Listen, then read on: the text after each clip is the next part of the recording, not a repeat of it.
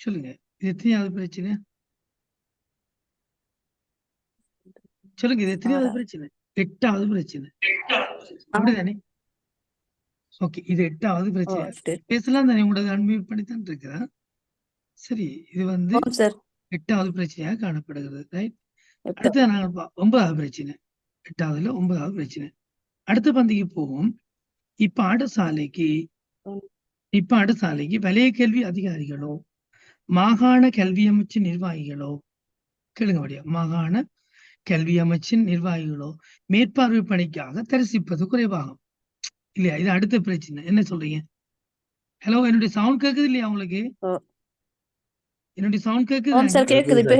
போடுறீங்க சவுண்ட் பிரச்சனை. ஓகே, அது முதல் சார். இப்ப பிரச்சனை. ஓகே. கல்வி அமைச்சு நிர்வாகிகளோ மேற்பார்வை பணிக்காக தரிசிப்பது குறைவாகும்.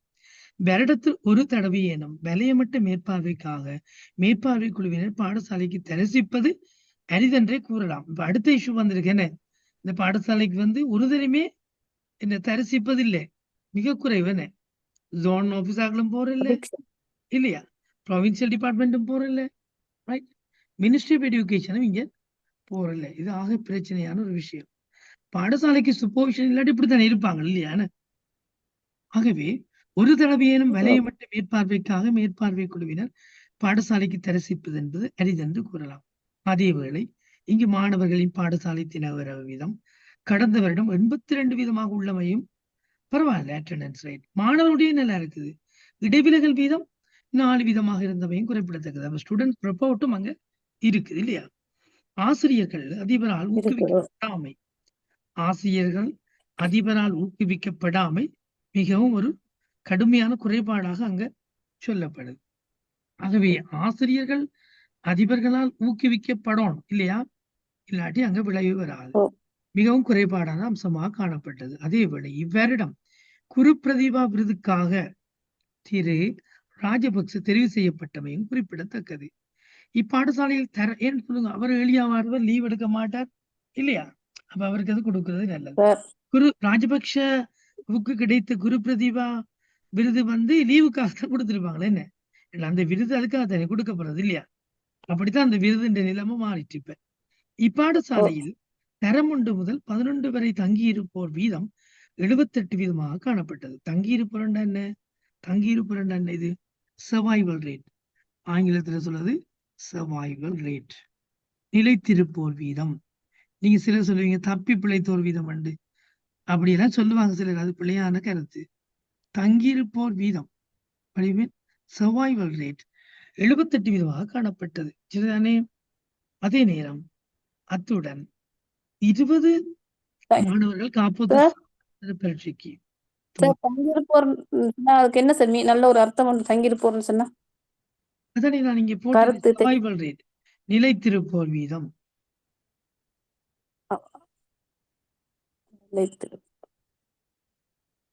அந்த ஊரை சேர்ந்தவர்களா sir? No no no no, பாடசாலையில நிலைத்திருக்கின்ற வீதம். ஊருக்கும் பள்ளிக்கூடத்துக்கும் நிலைத்திருப்ப பற்றி இந்த சொல்லி பாருங்க. தரம் 1 முதல், கதையை வடிவ வாங்க, தரம் 1 முதல் 11 வரை நிலைத்திருப்போர் வீதம். சரிதானே? பரவாயில்ல நீங்க கேட்டது. ஆனா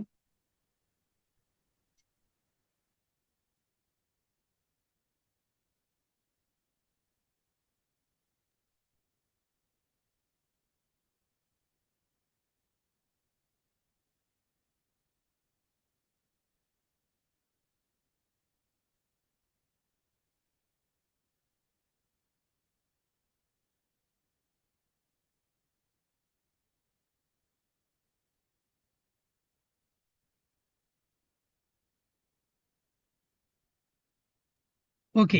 ஆகவே தரம் 1 முதல் 11 வரை தங்கியிருப்போர் நிலைத்திருப்போர் வீதம். தங்கியிருப்போர் என்று சொல்லலாம், அல்லது சரிதானே? இதுல நீங்க ஏதாவது ஒன்று எடுத்துக்கொள்ளுங்க. நிலைத்திருக்கும் வீதமா, நிலைத்திருக்கும் வீதம். சரிதானே? அது வந்து எப்படி இருக்கும்? 78 வீதமாக காணப்பட்டது. அத்துடன் 20 மாணவர்கள் காப்போத்த சாதாரண பரீட்சைக்கு தோற்றி 4 மாணவர்கள் மாத்திரமே சித்தி அடைந்திருந்தார். அவ யோசிச்சு பாருங்க, 20 வீதமான மாணவர்கள் தான் சித்தி அடைந்திருக்காங்க இல்லையா? 20க்கு 4 என்றால் 100க்கு 20 வீதம்.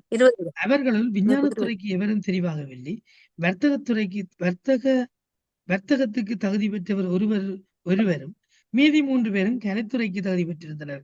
அவர்கள் அனைவரும் நகர்ப்புற பாடசாலைக்கு சென்று விட்டனர்.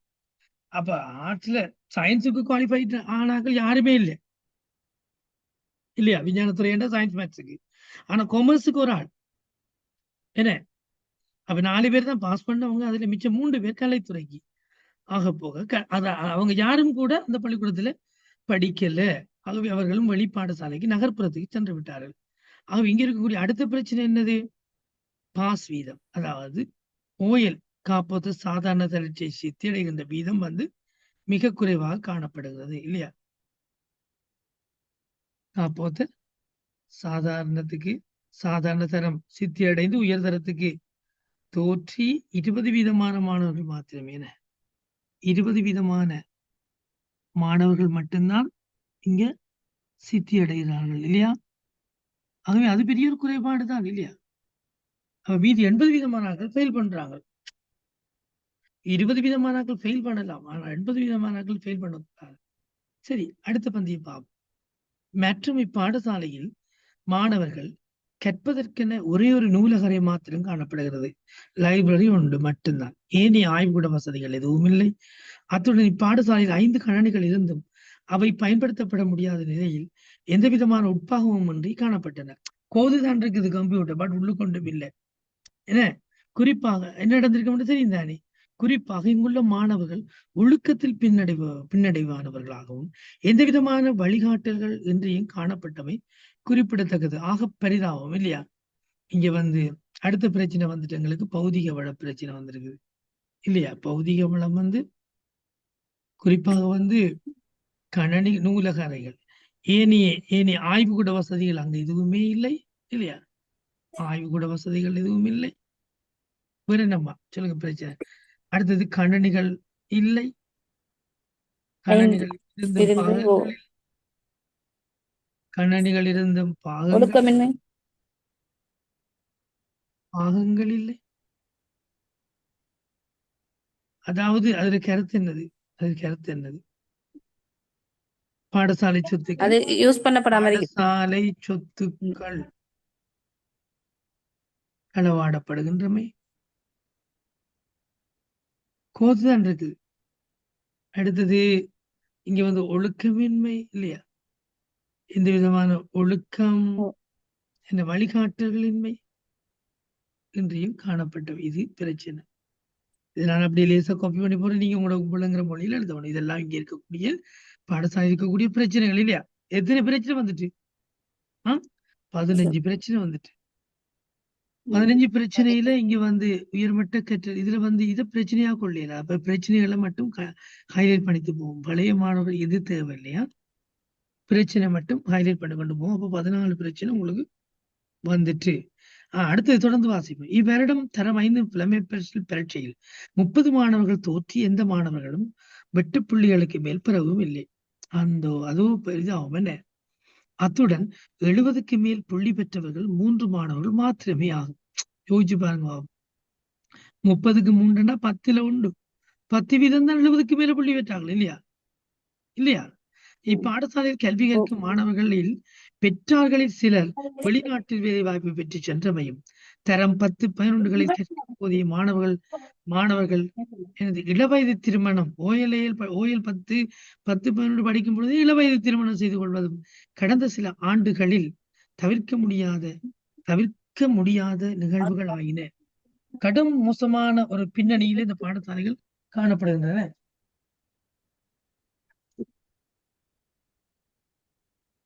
ஓகே, எனக்கு ஒரு 1 minute.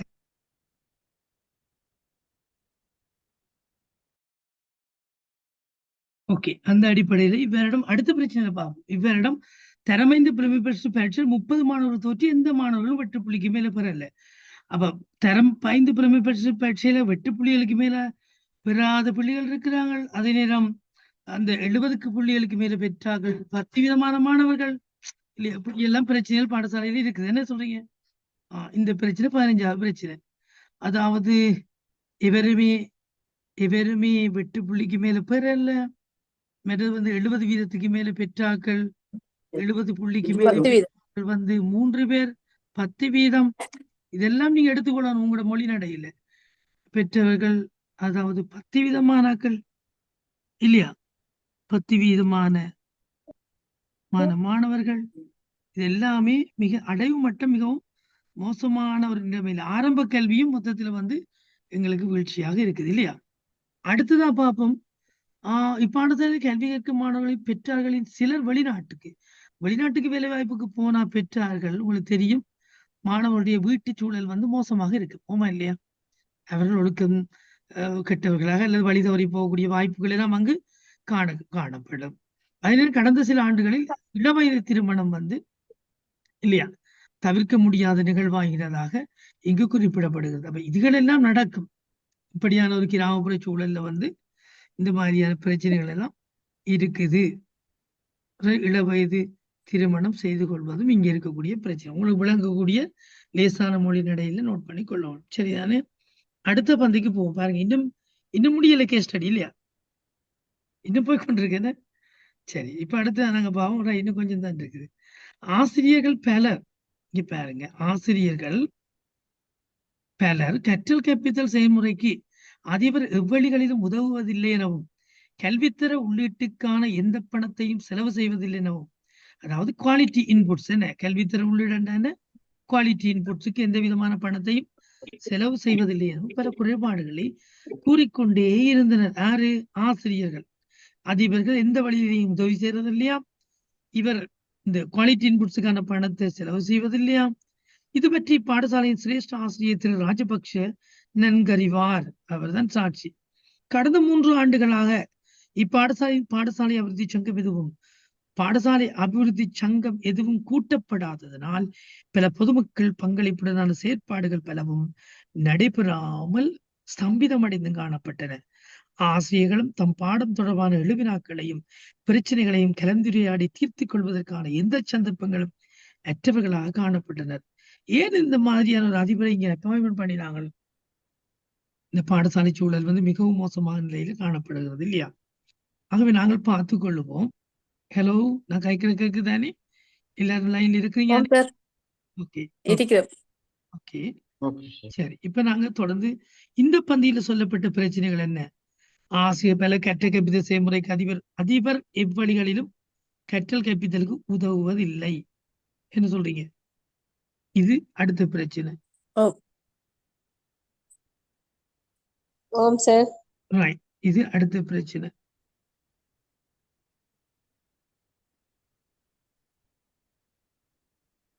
அதிபர் கற்றல் கற்பித்தல் செயல்முறைக்கு உதவுவதில்லை. அடுத்த என்ன பிரச்சனை இருக்குது?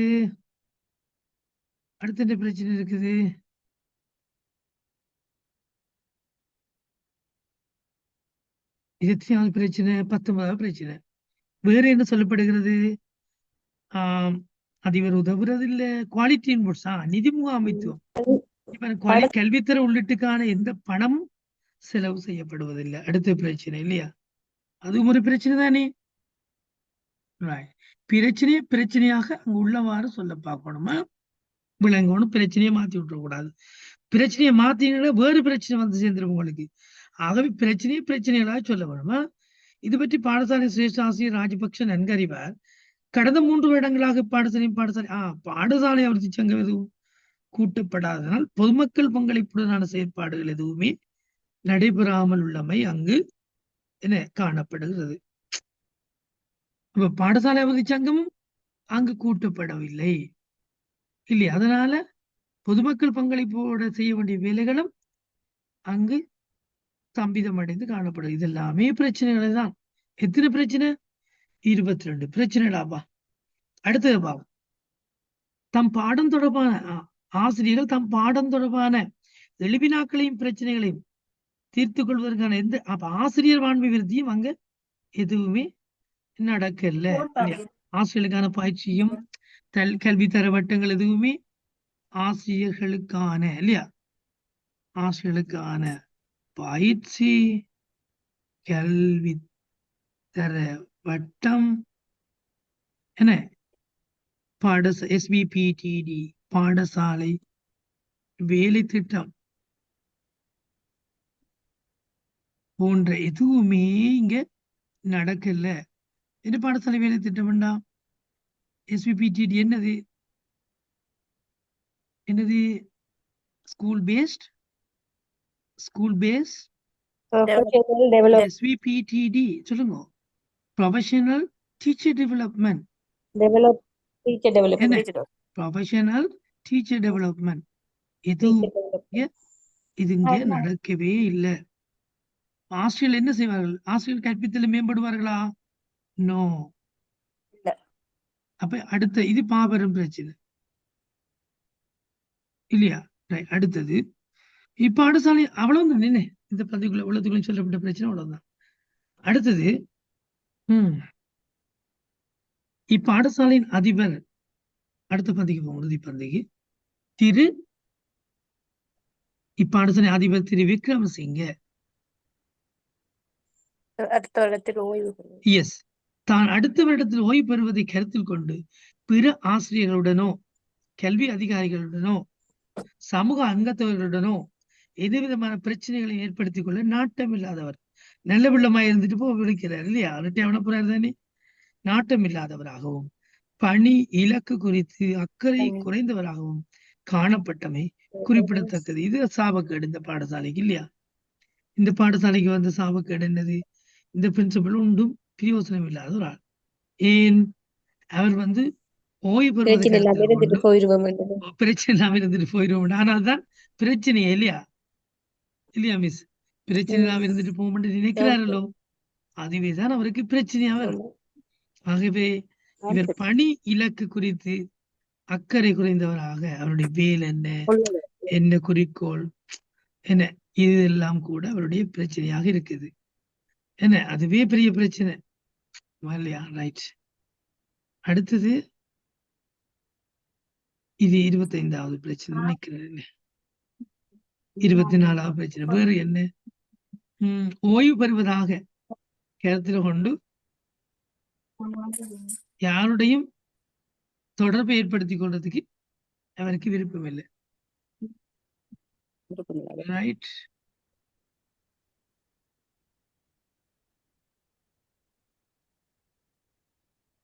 ஓய்வு பெறுவதை கருத்தில் கொண்டு எவருடனும் எந்த பிரச்சனைகளையும் ஏற்படுத்திக் கொள்ளாமல் இருக்க நினைப்பது. இதுதான் பிரச்சனை. இருக்க முயற்சித்தமை பிரச்சனையா இல்லையா? இவ்வளவும் பிரச்சனை தான். ஆகவே இப்ப நாங்கள் என்ன செய்யிருக்கிறோம் சொல்லுங்க பார்க்கலாம். எல்லாரும் என்ன வேலை செய்யிருக்கிறோம்? கேஸ் ஸ்டடியை வாங்கிச்சு என்ன செய்யிருக்கிறோம்? பிரச்சனைகளை இந்த இருக்கு பாருங்க. முதலாவது பிரச்சனை இல்லையா? அடுத்தது இரண்டாவது பிரச்சனை, அடுத்தது மூன்றாவது பிரச்சனை, அடுத்தது நாலாவது பிரச்சனை, அடுத்தது 5, 6, 7வது பிரச்சனை, அடுத்தது 8வது பிரச்சனை, அடுத்தது 9, 10,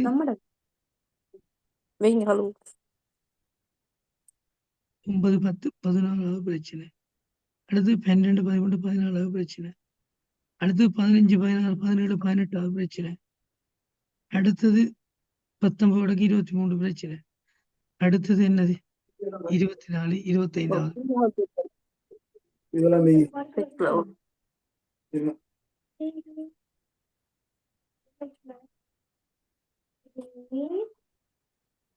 இச்சம்பவ கற்கையில் இனங்காணப்பட்டுள்ள பிரச்சனைகளும் எழுவினாக்களும்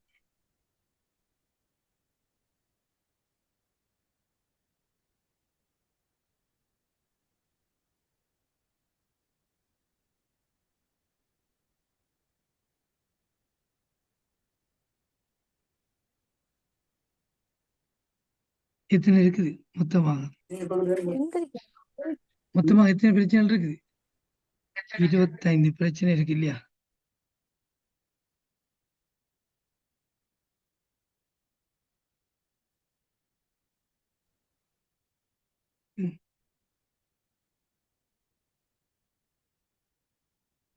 ஆகவே நம்ம இப்ப எல்லாரும் சேர்ந்து செய்த வேலை இந்த சம்பவ கற்கையில் உள்ள பிரச்சனைகளை எழுவினாக்களை நாங்க கண்டுபிடிச்சிருக்கோம். சோ இந்த ஒரு சம்பவ கற்கையில் எத்தனை பிரச்சனை இருக்கு சொல்லு பாருங்க. 25 பிரச்சனை இருக்குது இல்லையா? என்ன சொல்றீங்க சார்ல்ஸ்? 25 பிரச்சனை இருக்கு. சார்ல்ஸ் இருக்கிறீங்களா? அதான் இல்ல சார்ல்ஸ் ஓ சார் இருக்கிறீங்களா? இருக்கேன் சார். எஸ். ஓ சார் இருக்கேன் சார். 25 இப்ப விளங்கிட்டா உங்களுக்கு? எப்படி நான் இப்ப என்ன பிரச்சனைகளை இனங்கண்ட விதம் விளங்கிட்டா சார்ல்ஸுக்கு? ஓம் சார் விளங்கிச்சு சார். ரைட். அப்ப இனி ஒரு சம்பவ கற்கையை தந்தா நீங்க இப்ப இன்றைக்கு செய்யற பிராக்டிஸ் என்னன்னு கேட்டா ஒரு சம்பவ கற்கையில வந்து பிரச்சனைகளை இனம் காண்றது. ரைட். அப்ப 25 பிரச்சனைகளை நம்ம தனித்தனியா இப்ப நாங்கள் இதுக்குள்ள இந்த சம்பவ கற்கையில வந்து பிரச்சனையில மட்டும்தான் இனம் கண்டிருக்கோம். கேள்விக்கு நாங்க போகவே இல்லை. வடிவா கேட்டுக்கணும். கேள்விக்கு போகவே இல்லை. சரியா? இப்ப பிரச்சனைகளை நம்ம வகைப்படுத்த போறோம். வடிவா கேட்கணும். பிரச்சனைகளை வகைப்படுத்த போறோம். சரி, இப்ப அதுக்கு முதல் நான் இப்ப ஒரு சம்பவ கற்கைய வாசிச்சு இன்னும் நான் வாசிச்சேன். நீங்க வாசிச்சீங்களோ தெரியல. எல்லாரும் வாசிச்சீங்களா? நீங்க வாசிச்சீங்களா எல்லாரும் சம்பவ கற்கை? வாசிச்சா நான் அன்மியூட் பண்ணி தர வச்சு இருக்கு இல்லையா? எனக்கு வாசிச்சீங்க, பரவாயில்ல. இப்ப யாராவது ஒரு ஆள் இந்த டீம்ல இருக்கிற ஆள் உறக்க வாசிங்க, மற்றவர்கள் கேட்கட்டும். ஞானசேகரம் சார் வாசிங்க, ஸ்டார்ட் பண்ணுங்க. கமான். நான் சொல்றேன், அதுல விட்டதில்லை. நான் ஒவ்வொரு ஆளா சொல்லிக் கொண்டு போவேன். ரெடியா இருக்கணுமா? எல்லாரும் வாசிக்கணும். மைக்க ரெடியா ஆன் பண்ணி வச்சுக்கொள்ளணும். சவுண்ட் இல்லாட்டி ஆளை விட்டுருவேன். ரைட், ஓகே, ஸ்டார்ட் பண்ணுங்க ஞானசேகரம் சார்.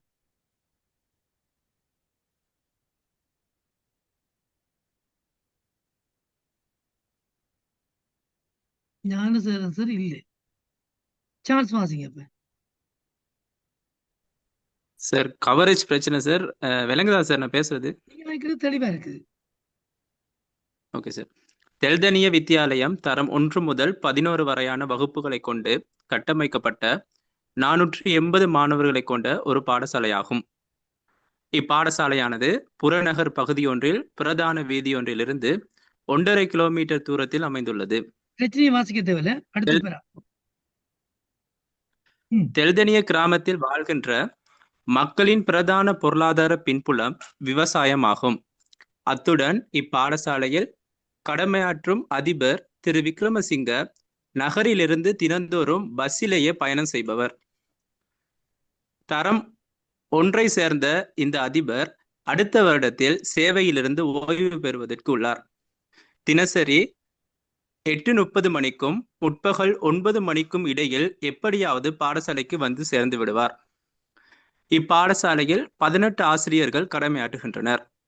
கணிதம், ஆங்கிலம் போன்ற பாடங்களுக்கும் ஏனைய சங்கீதம், நடனம், உடற்கல்வி போன்ற பாடங்களுக்கும் இங்கு ஆசிரியர் பற்றாக்குறை நிலவுகின்றது.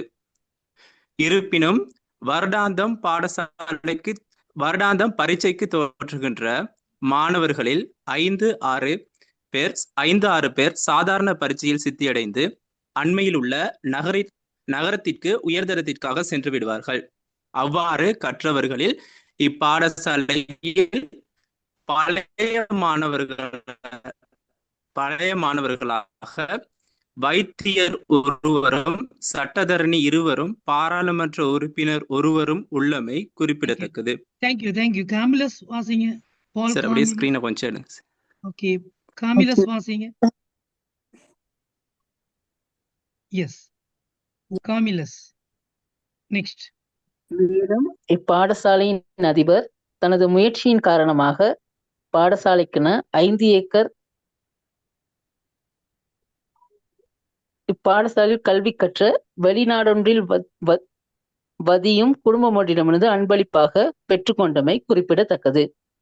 இருப்பினும் பாடசாலைக்கென வகுப்பறை வசதிகளுக்கு சில உயர்மட்ட கற்றல் வெளிகள் குறைபாடாகவும் காணப்பட்டமை குறிப்பிடத்தக்கது. இந்த இடத்துல நாங்கள் வருவோம். கொஞ்சம் நிப்பாடுங்க கொஞ்சம் போடுங்க. வாட் இஸ் திஸ் உயர்மட்ட கற்றல் இடைவெளிகள் என்றால் என்ன? ஆங்கிலத்தில் நாங்கள் சொல்லுவோம் ஹையர் ஆர்டர் லேர்னிங் ஸ்பேசஸ் என்று சொல்லுவோம். Higher order learning spaces. 10 நிமிஷத்துல என்றால் மீண்டும் இந்த கனெக்ஷனுக்கு வரணுமா? ரைட். அதாவது அன்லிமிட்டட் பேக்கேஜ் தான் என்ன நடக்குன்னு தெரியல. 2 நாளா இது டக்குன்னு டிஸ்கனெக்ட் ஆகுது. பரவாயில்ல, okay. Higher order learning spaces. உயர்மட்ட கற்றல் வழிகள் என்றால் என்னன்னா வகுப்பறை தவிர்ந்த விளங்குதா வகுப்பறை தவிர்ந்த ஏனைய உதாரணமாக சொல்ல போனால் சயின்ஸ் லேபோரட்டரி, கம்ப்யூட்டர் லேப், அது தவிர ஸ்பெஷலைஸ்ட் ரூம் இருக்குது, ஹோம் எக்கனாமிக் ரூம் இல்லையா, media audio video visualised room, மேட்டது வந்து ப்ராஜெக்ட் ரூம், அப்படியெல்லாம் நிறைய இருக்குமல்லோ, மேட்டது லைப்ரரி, இதுகள் எல்லாமே ஹை ஆர்டர் லேர்னிங் ஸ்பேசஸ். அதாவது வகுப்பறை கற்றலை தவிர்ந்த உயர்மட்ட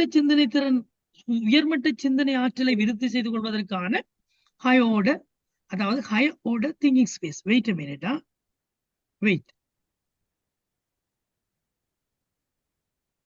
ஹையர் ஆர்டர் திங்கிங் ஸ்பேசஸ் என்ன? அதாவது உயர்மட்ட சிந்தனை திறன் விருத்தி என்றா என்ன என்றதுக்கு தான் நான் இப்ப உங்களுக்கு சொல்லி தர வாரன். ஹலோ, இந்த ஸ்கிரீன் வந்து டிஸ்கனெக்ட் தான் என்ன, நாட் ஷேர். இங்க பாத்தீங்கன்னா குறிப்பெடுத்துக் கொள்ளுங்க எல்லாரும். இப்ப குறிப்பெடுத்துக் கொள்ளுங்க. உதாரணமாக இப்படித்தான் படிக்கிற கேஸ் ஸ்டடி. அதாவது இங்க பாத்தீங்கன்னா ப்ளூம்ஸினுடைய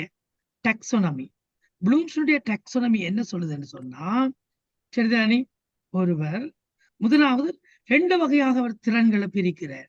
ஒன்று லோவ ஆர்டர் திங்கிங் ஸ்கில்ஸ், மற்றது ஹை ஆர்டர் திங்கிங் ஸ்கில். கீழ்மட்ட சிந்தனை திறன் விருத்தி, உயர்மட்ட சிந்தனை திறன் விருத்தி. இந்த உயர்மட்ட சிந்தனை திறன் விருத்தியை சேரத்துக்காக உயர்மட்ட சிந்தனை திறன், கீழ்மட்ட சிந்தனை திறன், இது சொல்றது ஹாட்ஸ், மற்றது லாட்ஸ் என்று சொல்லுவோம். என்ன சொல்லுவோம்? Hats lots. இது சொல்றது என்னன்னு சொல்றது நாங்க ஹாட்ஸ் என்று சொல்லுவோம் ஷார்ட்டா. ஹாட்ஸ், இது வந்து லாட்ஸ். அப்ப இந்த ஹாட்ஸ வளர்க்கிறதா இருந்தா இந்த 3 திறன்களை நம்ம வளர்த்தெடுக்கணும். இந்த லாட்ஸ டெவலப் பண்றதா இருந்தா இந்த 3 தான் லாட்ஸ்.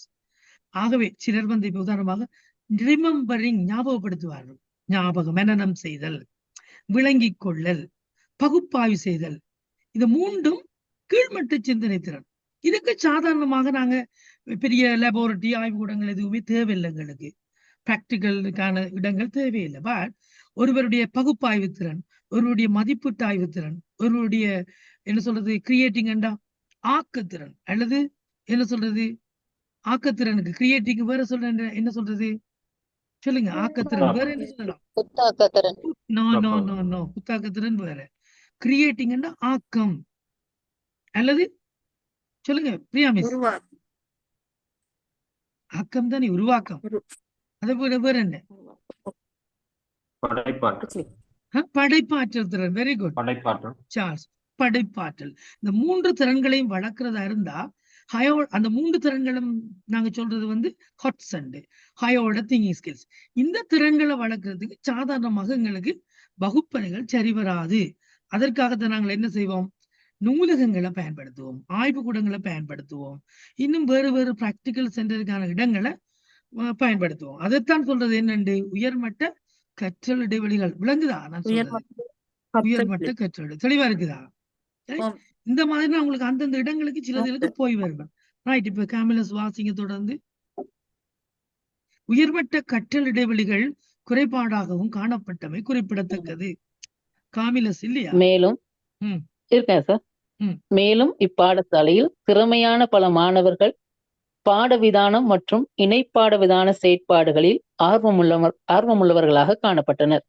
அதே நேரம் பெரும்பாலான ஆசிரியர்கள் இப்பாடசாலையில் 8 முதல் 10 வருடங்களுக்கு மேலாக கடமையாற்றி இடமாற்றம் பெற முடியாததன் காரணமாக மனத்தாங்களுடன் தமது அன்றாட கற்பித்தல் செயற்பாடுகளை முன்னெடுப்பவர்களாக காணப்பட்டனர். அத்துடன் பெரும்பாலான ஆசிரியர்கள் தினசரி பஸ்ஸிலேயே அதிபருடன் பயணிப்பவர்களாக காணப்பட்டனர். எல்லாரும் ஜாலியா போவாங்களே, பிள்ளைகள் பள்ளிக்கூடத்தை விட்டு போகும் முதலே 1:30க்கு பாஞ்சிருவாங்க. ஏன் சொல்லுங்க, பஸ் வந்து ஹோன் பண்ணுவாங்களே ஸ்கூலுக்கு முன்னால வந்து. சில பள்ளிக்கூடங்கள் அப்படித்தானே, 1:30 மணிக்கு பஸ்ல ஏறினா என்ன நடக்கும்? பிள்ளைகள் ஒழுக்கம் பார்க்கலாமா, பிள்ளைகளை வழிபடுத்தலாமா? முடியாது இல்லையா? தொடர்ந்து வாசிங்க. இக்கிராமத்திற்கு முதல் பஸ் முற்பகல் 8:30 மணிக்கு, கொஞ்சம் ஸ்கிரீன் கீழே மணிக்கு வந்து சேரும். மீண்டும் பாடசாலை விட்டு சரியாக பிற்பகல் 1:30 மணிக்கு பஸ் புறப்படும். மேலும் மக்கள் மத்தியில் அதிபர் ஆசிரியர்களை பற்றி பெரும்பாலும் திருப்தியற்ற விமர்சன நிலையே காணப்பட்டது. இப்பாடசாலையில் சிரேஷ்ட ஆசிரியரான ராஜபக்ச மாத்திரம் இவ்வூரைச் சேர்ந்தவர். பாடசாலைக்கு முற்பகல் 6:30 மணிக்கே வந்து விடுவார். ஆரம்ப ஒழுங்குகளையும் மேற்கொள்வார். அதிபர் சமூகமளிக்காத நாட்களில் இவரே பாடசாலையை பொறுப்பெடுத்து நடத்துவார். பாடசாலை திறப்பு கோர்வையும் அவரிடமே இருந்தது. இந்த மாதிரி ராஜபக்ஷ மாதிரி சிலர் இருப்போம் என்ன நம்மளுக்குள்ள இல்லையா? ராஜபக்ஷ மாதிரி யாராவது இருக்கிறீங்களா? அதுக்குள்ள இருப்பீங்க. 5 ஸ்டார்ஸ் யார் இருக்கிறீங்க? யார் அது 5 ஸ்டார் 6 ஸ்டார் 7 ஸ்டார்ஸ் எல்லாம் பேர் குறிப்பிடாதீங்க. உங்களோட ஒரிஜினல் பேர் போடுங்க. 5 ஸ்டார் யாருது? பேசுங்க. யாரது 5 ஸ்டார்? 5 ஸ்டார் 5 ஸ்டார் யாரது? பேசுங்க. Don't waste the time, please. Manual start பண்ணுங்க. மற்றாவது கதைச்சால் நான் இப்ப மைக்கை நான் ஆஃப் பண்ண வேண்டி வரும், இல்லை ரிமூவ் பண்ண வேண்டி வரும். ப்ளீஸ் பண்ணி மற்றவர் மேலும் மக்கள் மத்தியில் சஃபீனா மேலும் அண்ணா மைக் ஆஃப் பண்ணுங்க. சஃபீனா ஹனா மைக் ஆஃப் பண்ணுங்க. ரைட், வாசிங்க மேனுவல். மேலும் மக்கள் மத்தியில் அதிபர் ஆசிரியர்களை பற்றி பெரும்பாலும் அதிருப்தியற்ற விமர்சன நிலையை திருப்தியற்ற விமர்சன நிலையை காணப்பட்டது. இப்பாடசாலையில் சிரேஷ்ட ஆசிரியர்களான ராஜபக்ஷ மாத்திரம் அவ்வூரை சேர்ந்தவர். பாடசாலைக்கு முற்பகல் 6:30 மணிக்கு வந்து விடுவார். ஆரம்ப ஒழுங்குகளையும் மேற்கொள்வார். அதிபர் சமூகமளிக்காத நாட்களில் இவரே பாடசாலையை பொறுப்பெடுத்து நடத்துவார். பாடசாலை சிறப்பு கோர்வையும் அவரிடமே இருந்தது.